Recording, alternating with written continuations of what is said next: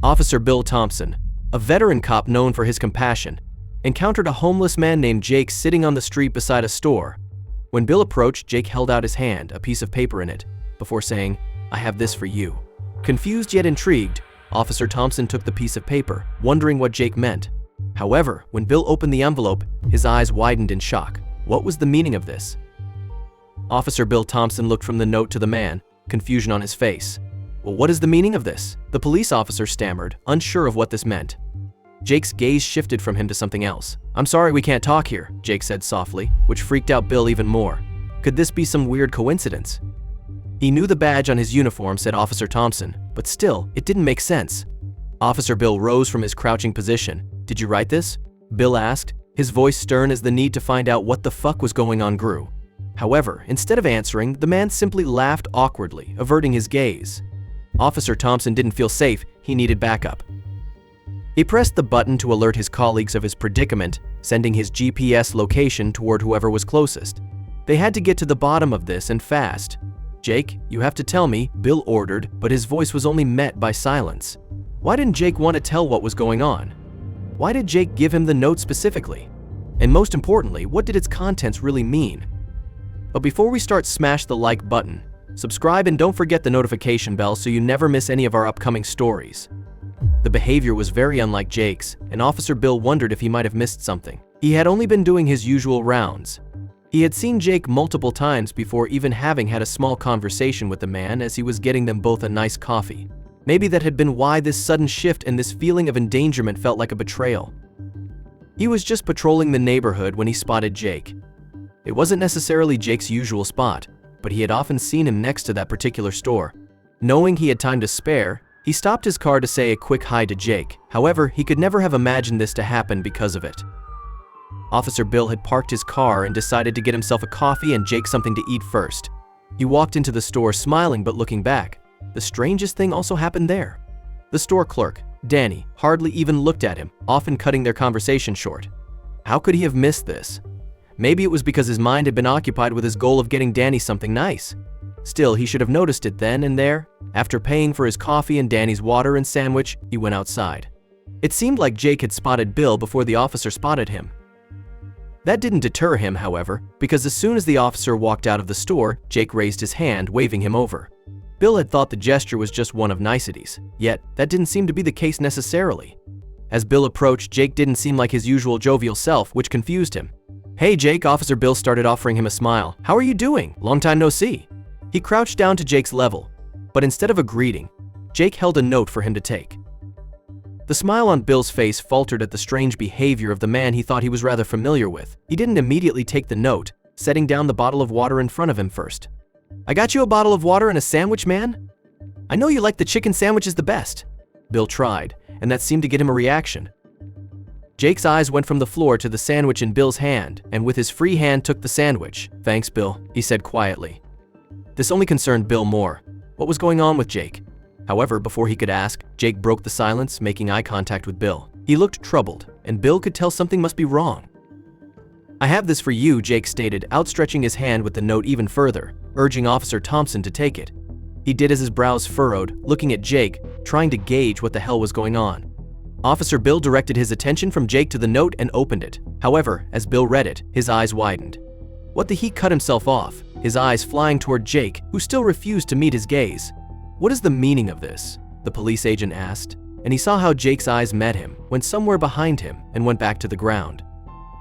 "I'm sorry, officer, we can't talk here," Jake said, his voice barely above a whisper. Bill would bet that no one had been able to hear him except for Bill himself.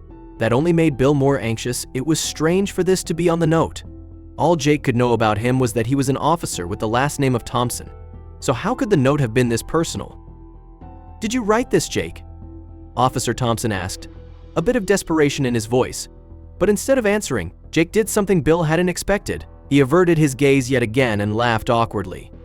Bill knew he couldn't just let this slide and rose from his crouching position, his hand immediately going to his radio. He needed backup.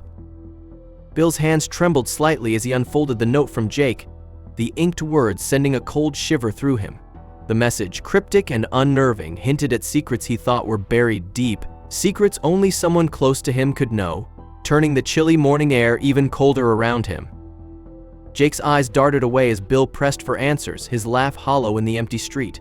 "I can't say more, Bill." "They're watching," he murmured, a hint of fear in his voice, suggesting a threat far greater than Bill could have anticipated, his gut twisting with unease. Bill's eyes narrowed as he read the note again, each word etching a deeper sense of dread into his heart. It listed his home address, a veiled warning about his wife and kids, making him wonder who could be so cruelly informed about his personal life, a life he kept meticulously separate from his work. Bill felt the world spin as he tried to piece together the puzzle, his mind racing with possible scenarios. Trusting his seasoned instincts, he knew he needed more eyes on this. This was bigger than a street encounter, perhaps a sinister plot weaving into the tapestry of his life. With a heavy heart, Bill reached for his radio, his voice steady but laced with urgency. "I need backup at my location, pronto," he said, his eyes never leaving Jake, who sat there, a forlorn figure holding secrets too heavy for his homeless existence, secrets that now entangled Bill. As the backup officers arrived, Bill felt a temporary relief wash over him. He quickly briefed his colleagues about the unsettling note and Jake's mysterious behavior, his words heavy with a mix of confusion and concern. The officers exchanged glances, their expressions mirroring Bill's own apprehension about the situation unfolding. The note's contents blurred the lines between Bill's roles as a cop and a family man. He felt a knot form in his stomach, realizing that someone knew enough about his personal life to threaten it. This invasion of his privacy made the situation not just a professional duty, but a personal battle. In the precinct, officers huddled around the note, analyzing every word for clues. Bill watched as they speculated on the message's vague threats, each suggestion amplifying his concern for his family's safety. The note was a sinister puzzle, and they were far from solving it. Despite the officers' persistent questioning, Jake remained a silent enigma. His refusal to divulge anything further only deepened the mystery, leaving them grappling in the dark. Bill's frustration grew with each passing minute of silence, knowing that every second lost could be crucial. Feeling the weight of the situation, Bill decided it was time to escalate the matter. He made a call to inform his superiors, his voice steady but urgent. This was no ordinary threat, it was a calculated move against him, and he needed all the resources the department could muster. In the solemnity of the station's meeting room, Bill laid out the case to his superiors, the note's ominous words casting a shadow over the discussion. They agreed on the need for utmost confidentiality, aware that any leak could exacerbate the danger, turning the investigation into a tightrope walk over perilous waters. Bill's mind raced as he coordinated with his wife, his voice strained yet calm, explaining the need to relocate for safety. The balance between informing them of the danger and shielding them from panic was delicate, his words carefully chosen to protect both their physical safety and mental peace. With methodical precision, Bill arranged for round-the-clock surveillance at his home and regular police patrols in his neighborhood. He briefed his team on the need for discretion and vigilance, ensuring every possible measure was in place to safeguard his family, their normal life now cloaked under a veil of security. An internal investigation team was swiftly assembled, tasked with tracing the origins of the note and uncovering who coerced Jake. The team delved into the depths of the department's records and contacts, searching for any thread that could lead them to the source of this insidious threat. In the quiet corners of the precinct, Bill convened with a select group of trusted colleagues, their faces etched with determination. Together, they began piecing the puzzle, each member bringing a different perspective, united in their resolve to protect one of their own without jeopardizing the safety of Bill's family. In the safety of protective custody, Jake's demeanor shifted, his words finally breaking the silence. He described a man, average in appearance yet chilling in demeanor, who had approached him with the note and a wad of cash. This revelation, though sparse, offered the first concrete lead in the investigation. A police artist sat across Jake, his pencil dancing across the paper as Jake recounted every detail he could remember. The emerging sketch was a face neither distinctly memorable nor easily forgettable, a paradox that made the figure all the more intriguing and potentially challenging to identify. In a quiet room, Bill and his team pored over files and databases, compiling a list of potential suspects. The list grew, a blend of faces from his past cases and personal encounters, each a possible piece of the puzzle that had thrust his life into chaos. The team huddled around computers, comparing the sketch with mugshots and records. Each potential match was scrutinized, the sketch serving as a key to unlock connections hidden in the depths of Bill's past cases and interactions, each comparison bringing them closer to the truth. Armed with the list, Bill's team methodically assessed each suspect. They considered motives, alibis, and opportunities, painstakingly crossing off names that didn't fit the emerging profile. The list shrank, each name stricken off, bringing a mix of relief and heightened suspense as they inched closer to their target. The team, operating with heightened vigilance, ramped up surveillance on the dwindling list of suspects. Hidden cameras, unmarked cars, and discreet tails became their eyes on the streets, each member acutely aware that any moment could bring the breakthrough they desperately needed in the case. Bill's team became a machine of efficiency, gathering evidence from every conceivable source. Surveillance footage was scrutinized, informants were pressed for information, and every scrap of data was examined for its potential to piece together the puzzle, creating a mosaic of clues that slowly started to form a coherent picture. Bill found himself revisiting every recent interaction, both personal and professional. His mind replayed conversations and encounters, searching for overlooked details or veiled threats. Each memory was dissected under the new light of suspicion, searching for any thread that might connect to the ominous note. As the investigation deepened, reports of unexplained surveillance and unknown vehicles lurking in Bill's neighborhood surfaced. These unsettling discoveries added a tangible sense of danger, making it clear that the threat was not just a shadow but a lurking, physical presence.